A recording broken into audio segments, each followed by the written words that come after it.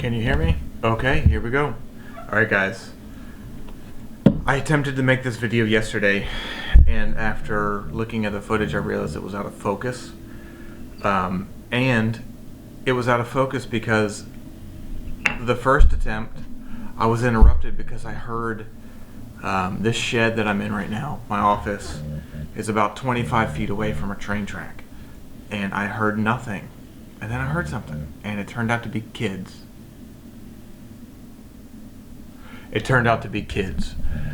because of that, I've had windshields broken by kids picking up railroad rocks. I've had them come on the property, steal stuff to the tune of about $30,000 last year. And so when I heard them, it made me nervous. So I ran out, came back, made the second attempt, which was out of focus. So here I am now making the third attempt of a little video called "It's Just a Gas Cap."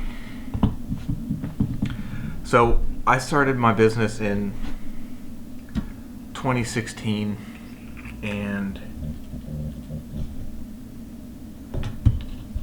I got the help from my parents, but I bought a truck first off. And when I did, I bought one that was available to me, and instead of doing some research, because the short story is I saw this particular vehicle as a way of getting started. And I was right, but also I'm currently still paying the cost of getting started again, because essentially it was a non-standard format equipment, and because of that, what happened was I now have to buy standard dumpsters, which won't fit on that truck, which that truck can't pick up, and those dumpsters that fit on that truck can't be picked up. They could be picked up by a flatbed like a wrecker truck, but they couldn't be picked up by a standard dumpster truck. So I'm still technically paying the price for this vehicle, but it's what I call the price of getting started. So shortly after I started driving this truck, something happened, and that something was, it was really, really cold here in January. I mean, it was like, for a whole week, the single day high of all of that week was 8 degrees. It was really, really cold. It was sometime in the winter of 2017, so January, February maybe. And a train's going by, so it's likely to get loud. Anyway, so what happened was I was driving, and I had about 3 dumpsters that day, and it was midweek, which was good for a midweek day, and so I was happy with it. I got them done, and then suddenly something happened, and I was like, what the hell? I'm headed back to the shop, and I'm like, I don't care if I get another phone call today. I'm going to push it off until tomorrow. And what happened was, I was downtown Louisville, and I'm driving from 65 North to 64 West.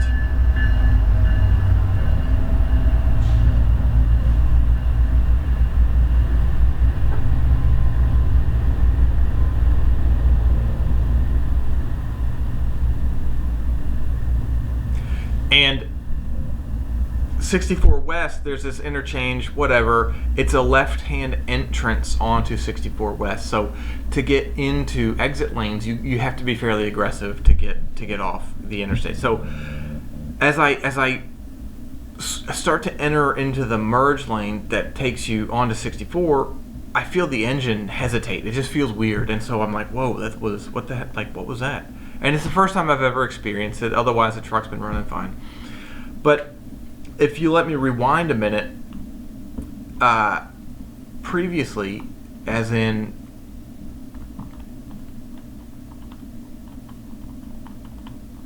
maybe the prior few months, I had started seeing a warning light, water and fuel. And this is a warning light that basically goes over the it like replaces the mileage. So when it shows up, it's pretty obvious. water and fuel, and it shows up in on a Ford. This is a 6.0, right? So on a Ford, this thing, Ford calls it the horizontal fuel conditioning module, and it's a stupid fucking name, and it's a stupid ass piece of equipment. Subsequently, Ford has switched to a more standard diesel fuel water separator design, which has been in existence since diesel engines existed. So it was Ford getting fancy, and they got their ass handed to them for trying too hard. And I still think it took them up until like the '08 model. So this is an '05 model. So it still took them 3 fucking years to figure out that the old design was 100% better. Anyway, my point is that this fuel module, let's call it the fuel water separator or the fuel filter. It's the initial fuel filter. On a Ford, there's 2 of them. There's one down by the there's one down by the frame rail, just underneath the cabin, right where the driver would sit. And then there's one in the cab, just on top of the engine, right by the oil filter. And the procedure, this fuel filter, it's like a quart-sized thing. It's huge. I mean, it's like that big around, and it is about that long. So it holds a lot of fuel. It's got a lot of volume. It's got a fuel filter, and it's got a pump, whatever, yada yada. It's got all the things, right? But this fuel water separator and fuel filter has a sensor in it, and it sits. I think it sits pretty low because of, it's heavier, so it detects water. Anyway, it might be at the lowest point. I'm not sure, but the point is that it's fairly sensitive. And what happened was that it went off a couple times earlier in the year, and I checked it. Okay, I checked it, and because it's horizontal, it doesn't have a drain like nipple or like a ball valve. It has just like an Allen key, a round bolt that's flat, almost like one of those flat wide batteries, except it's that thick. So it's maybe a stack of 5 or 6 quarters, right? Like, it's not very long, but it's flat. It's just a plug essentially. And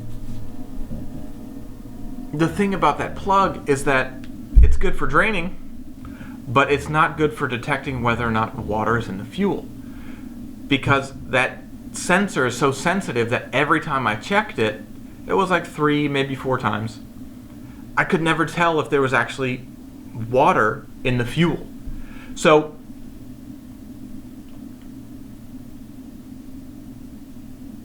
when when a column of fuel the size of a quarter shoots out, it's hard to tell if that initial skim layer, right, is water. So anyway, what the long story short is that I got to a point where I felt that the sensor was crying wolf. So I started to ignore it. And after, a month, 2 months, 3 months, 4 months, guess what happened? I ignored it. And because of that, the goddamn thing was on all the time. The water and fuel, that was on all the time. So I ignore it, and I keep ignoring it. And because of that, I went into winter with the water and fuel light on. And this particular fateful day was the end of my luck, because it was so cold that the water started to freeze, despite it being mixed thoroughly with diesel. And when that happened, it shut me down. It literally froze enough ice inside of that fuel pump to prevent fuel from moving past the filter to get pumped up into the upper filter to feed the engine. So looking back, I now realize that the hesitation and the failure to have power and the failure to regain speed is a classic sign of fuel starvation. Well, lo and behold, I couldn't get to, in Kentucky, in here it's 3rd Street, right? So it's a right-hand exit. I merged, and I'm unable. I'm hitting the gas. I'm throttling it. I'm trying to hit the gas. I'm trying to regain any composure that I can. I'm trying to pay attention to the engine and make an aggressive move to the right, and I can't do both, and so I missed the 3rd Street exit. So the next exit, being 9th Street, is what I call a flyover exit. It is a right-hand exit then immediately goes left back over the interstate, okay? So I've got a peak that I need to clear now before I can get off of the interstate and get back to safety and park the truck for the day. And I don't make it. Literally, this is the crest. I get to like right here, which is maybe 40 to 50 feet, right? 40 to 50 feet shy of the peak to where I can coast back down and get to my shop. I'm within a half a mile of my shop. So the exit is a 2-lane exit, and I am in a place where it had just become 2 lanes. So people are still kind of moving fast. They're still at nearly highway speeds. They're somewhere between 45 and 55 miles an hour. And guess what? I'm broke down in one of the lanes, and I'm asking myself, do I get under the truck? Do I try to drain it? Do I try to fix this? Do I try to, do I do this? And being the ever eternal optimist that I am, sat still for a minute and just said, you know what? If I keep cycling the key, it might start pumping fuel. Anyway, so I try the key, and lo and behold, it starts. This is probably after 15 minutes. And then I coast back down, make my turn, truck dies again. Within, again, quarter mile. I just put my daughter down, guys. Whew. Within a quarter mile of my shop.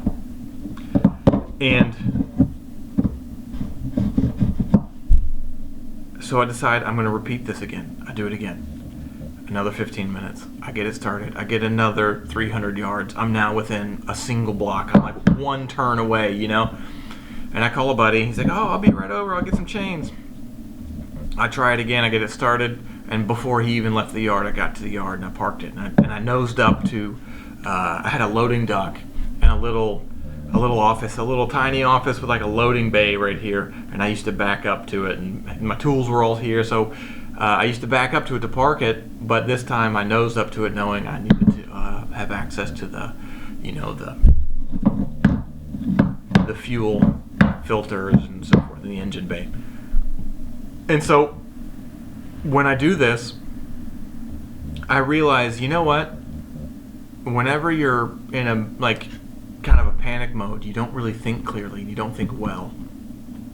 And so I said, I got my deliveries done. I'm not going to worry about this because it seems like something that's fairly straightforward. I mean, if an engine shuts down, boom, catastrophically, it's usually something fundamental like an alternator, a battery, or a complete loss of fuel pressure or something. So I go home, and the next day I don't have any deliveries, none scheduled. And so at that point in the business cycle, I knew enough to know that if I'm not delivering dumpsters, I should be getting in front of people. And so that's what I did. I was pressing the flesh literally every single day. It was, you can track my truck fuel versus personal fuel. So as, I guess you could invert that, personal fuel, truck fuel. And as I got more business, truck fuel went up and personal fuel went down. I'm at the point now where I run errands on my way home from doing deliveries with my work truck because that's how busy I am. But at this moment in time, I was not. So I needed to go make it happen. So considering I was networking all the time, I just said, I'm not going to think about this. I'm going to talk to people who I know are competent mechanics. And that's what I did. Talked to my dad. I talked to a mechanic, and he said, sounds like fuel, man. You need to go check it out, blah, blah, blah, whatever. So I get under there, and lo and behold, every single time that I had checked it before, I couldn't even see so much as a single drop. This time, this thing probably holds 2.25 quarts of fuel. This time, easily 2/3 of that was water. And the good thing was, 2 days later, this is the great thing about Kentucky. It gets cold, but also, 2 days later, it'll be raining. So 8 degrees, 2 days later, it was 45 again. So thank God. it was 45 and raining, and that's when I decided to check the fuel so I could have some comfort laying on my back and working overhead with, fuel spraying at you. So, lo and behold, it drained. Perfect.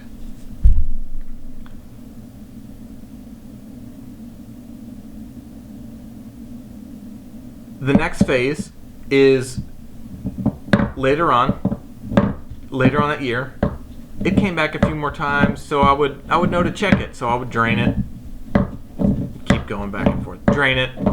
So much so that I actually got an interim fuel water separator that looks more like the classic diesel fuel water separator before the conditioning module, before Ford's OEM solution, but merely because it had a quick release drain that I could just drain and let it go, drain and let it go, drain and let it go, right? However, by the time I got that, I had so much water in the fuel that it quickly outpaced its total capacity. So anyway, I had a few more water and fuel events from, let's just call that February, the beginning of February through August. And as it turns out, I actually solved the problem not necessarily because of rain or because of the gas station that I went to, but because it was dry. And so that one evening, I was really tired. I'd built up a lot more business. I was doing a lot more deliveries. I was getting a lot of work done, and I was at the point where I was having to proactively communicate with customers in order to get dumpsters back so I could continue to make deliveries. Which is good. That's what you want, right?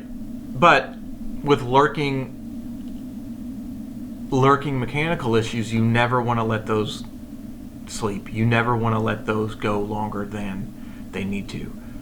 Mechanical problems are not wine. They do not get better with age. So one day I was exhausted.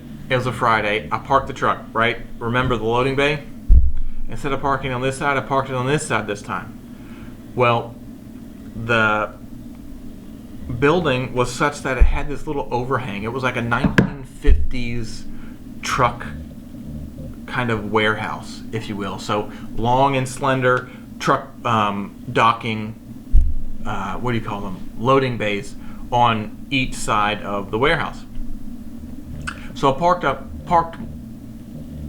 I backed up to one, and having a work truck, you never actually isolate the truck by abutting it to a building like mine. You want to be able to access all sides of it so you can inspect it in the morning. Well, today I backed up all the way to it, and it was a good thing I did because those eaves on the building created a little rain shadow, and it was about, 2 feet. Let's call it 2 feet. 2 feet from where I touched the building forward, right? So you're talking just barely any space, and no matter how hard it rained, this 2 feet didn't get wet. So I come back in on Monday morning, and I walk to the back of my truck, and I'm looking at my brake lights or whatever, and I look down, and I see these drops. It looked like there were just a couple, literally 2 drops, maybe 3 drops. And because it landed in dry sand and grit, it left like a distinct outline. And so I'm looking at it and I'm like, that's from the fuel cap. Like, that doesn't make sense. And I'm like, that can't be. Well, I look down, and sure enough, when I look down with this thing on, I see a drip coming, another drip, which, in another day and a half would probably fall off. But let me rewind a little bit, okay? Previously, let's just say this was dry when I discovered the drips underneath the fuel cap. So that was a dry part of town. So this was probably a month and a half before. I was doing a delivery in an area that I don't necessarily go to frequently.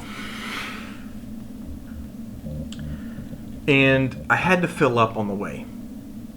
And the short story is when a dumpster does not have, when a roll-off truck does not have a dumpster on it, the truck looks naked. So the boom, the hoist, the frame rails, and then the axle and the bumper, and that's it. Otherwise, there's really nothing there. It's like a pickup truck if the bed were taken off. It's just really kind of odd looking. Anyway, so when I fill up the truck, I almost always take the cap off and put it on the frame rails of the boom of the hoist to lift dumpsters with, right? So I'll leave it there. Well, lo and behold, I leave it there and I drive off.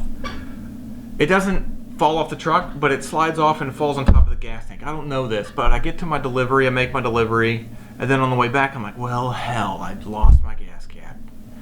So on the way out of town, there was an AutoZone. I fixed it immediately. I went into AutoZone, I bought a pair of two, and I put the new one on immediately. As I was putting the new one on in the parking lot of the AutoZone, I was standing there again at the fuel cap, and I found the old one because it was sitting on the gas tank. Okay, great. So I pick up the old one, I bring it in the cab, and I put it in the armrest. Staying there.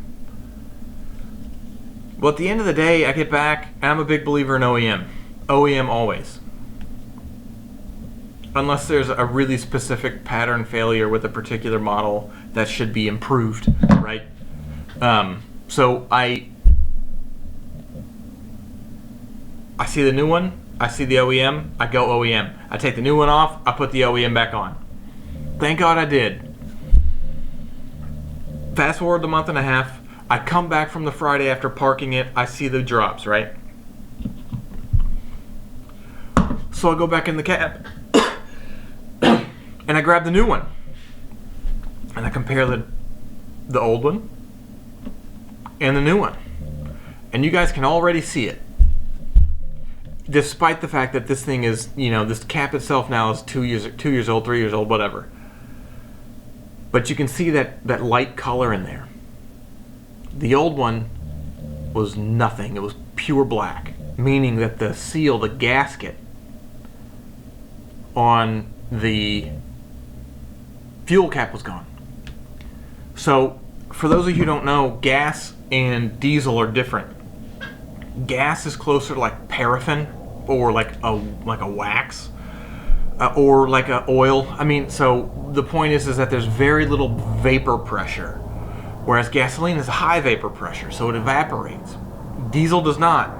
So a diesel tank, when it empties, has to draw air into the tank, so it's at atmospheric pressure.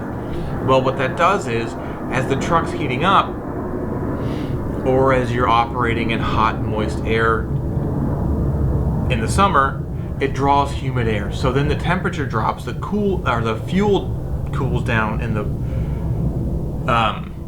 overnight, and then that condensate settles all the way down at the bottom of the fuel tank, and it immediately gets taken up by the fuel pump in the morning. So water and diesel is a constant problem. It's not something you can't fix the fuel itself to fix the problem. You just have to accept it and put that fuel water separate and drain it periodically.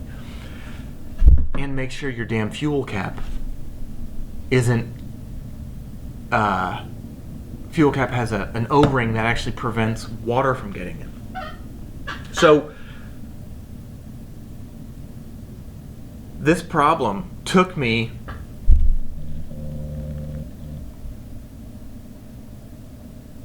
it started in the beginning of 2017, so this was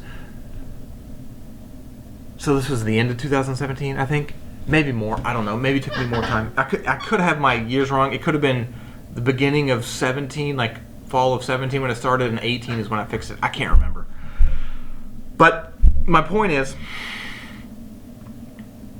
that it took me so long to fix because I didn't have enough time.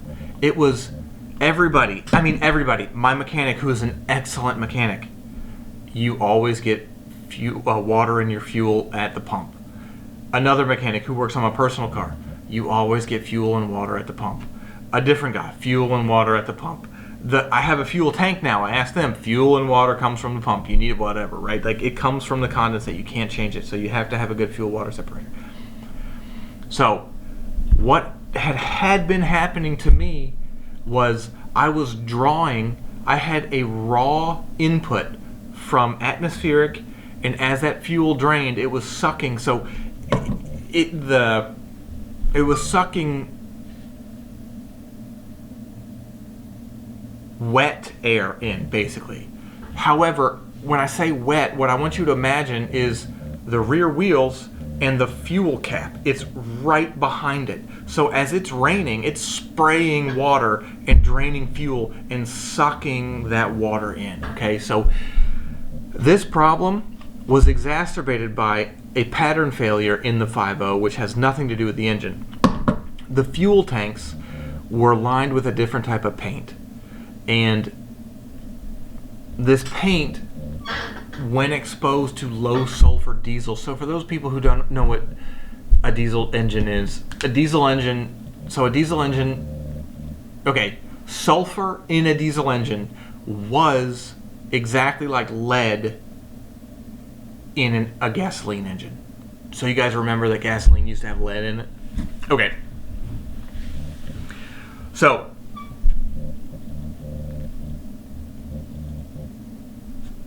the fuel cap, because of the low sulfur fuel, it caused a reaction with the paint in the tank, causing it to delaminate.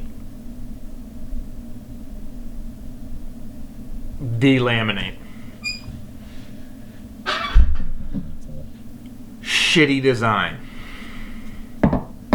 Who the hell has ever had paint flaking off in a gas tank? Ford figured out a way to do it. Now,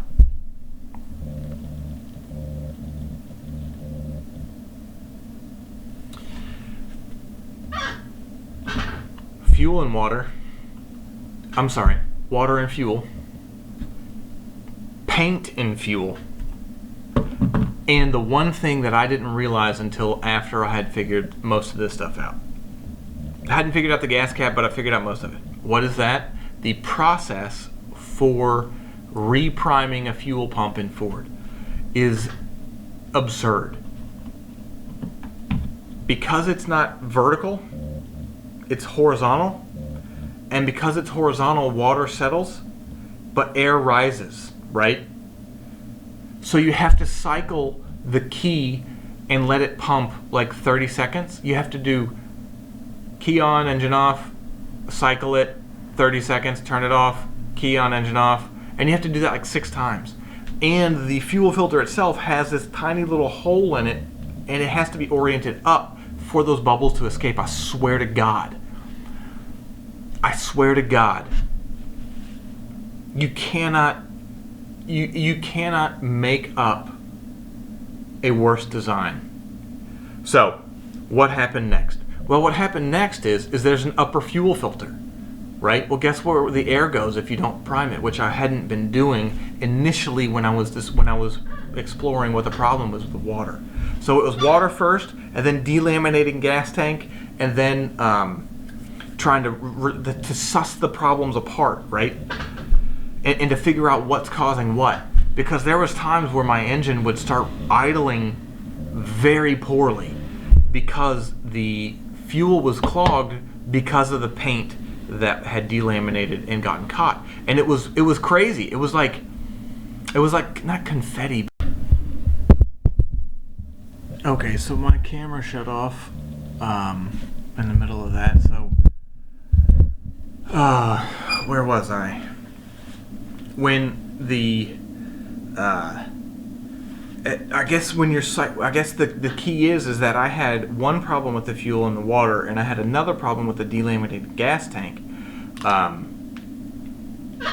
and because of those problems basically causing the same symptom, shutting the truck down and being erratic, what happened was that you really have to suss apart each problem and then begin to solve each problem independently of one another. And if you don't have a complete set of symptoms or enough time to have gathered those symptoms, it's really, really challenging to actually figure these things out.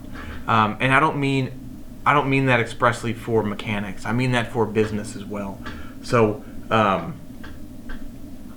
and one of those things for me right now is my own profitability. I technically had a loss last year, but I also cash flowed a renovation of a house. So it's hard to say, was I really unprofitable?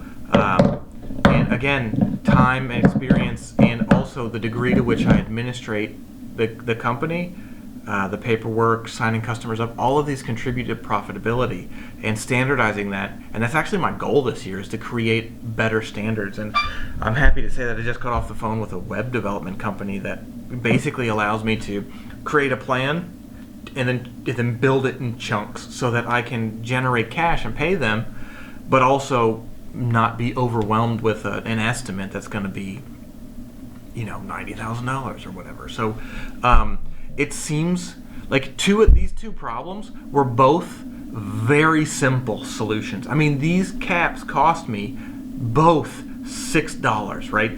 $6. The fuel tank was a little more expensive because I decided to get away from OEM to buy a plastic fuel tank. It has a drain on it. It's and it's got a lid that I can pop out and whatever. So if you are going to build a business, then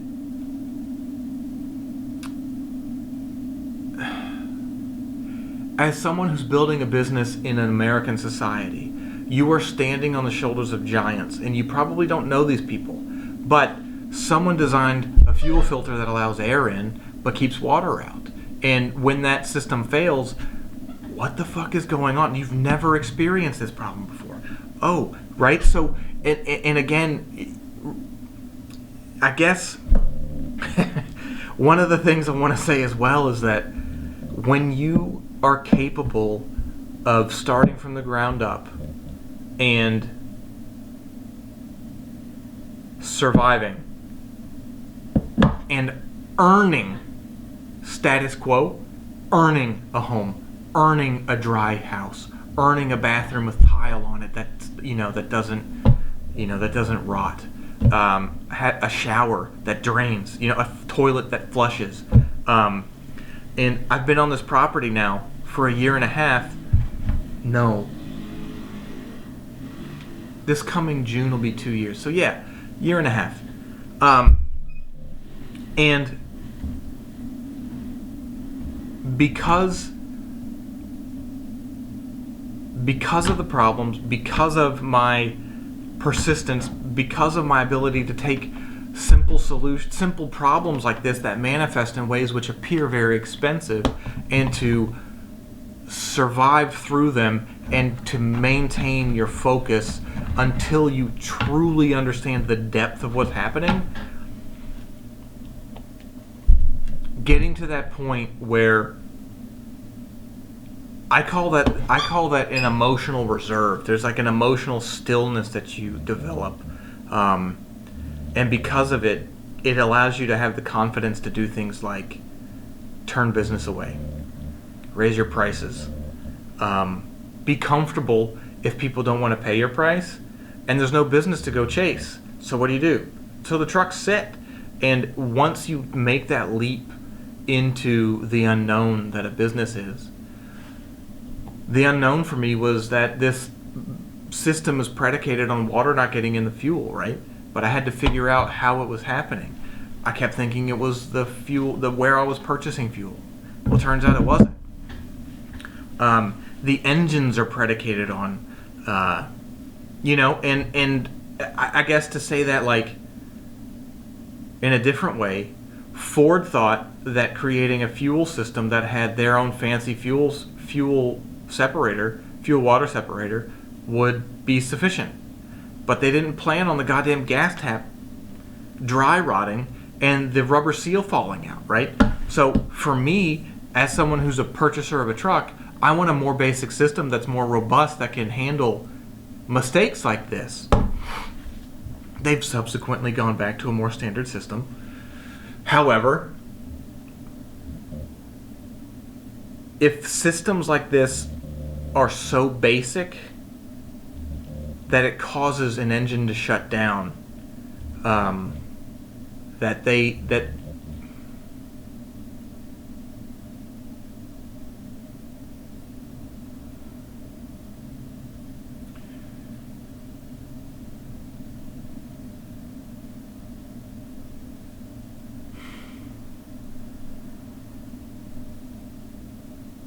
I guess there's two messages I want my audience to hear.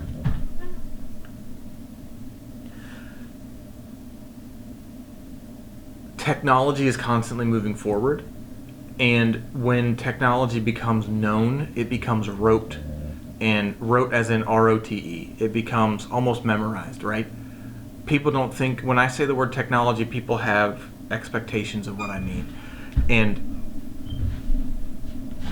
technology, in my mind, is, my favorite definition is what Bruce Lee said. It wasn't actually about technology, but he says, there's no problem that can endure the sustained application of logic. And that's what technology is. It is the sustained application of logic. And when you have something as sophisticated as a truck and a rubber gasket breaks, causing the whole engine to shut down, more often than not, you will overlook this. But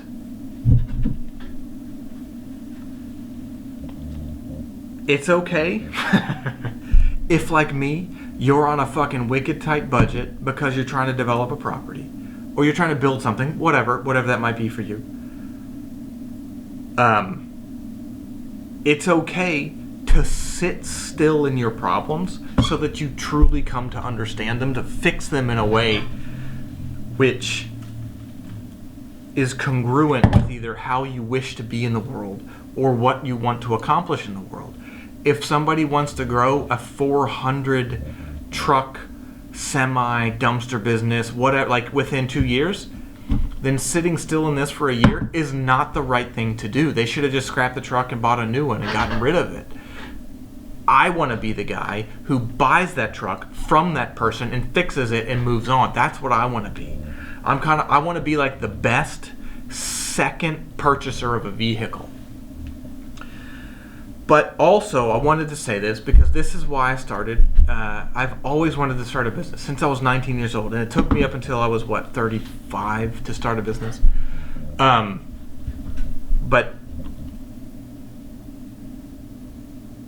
the reason I brought up things being rote is when things are rote, they tend to be forgotten by the main populace. So there's people out there in this industry right now who work on boilers. And boilers have been outdated technology for at least 150 years now, maybe.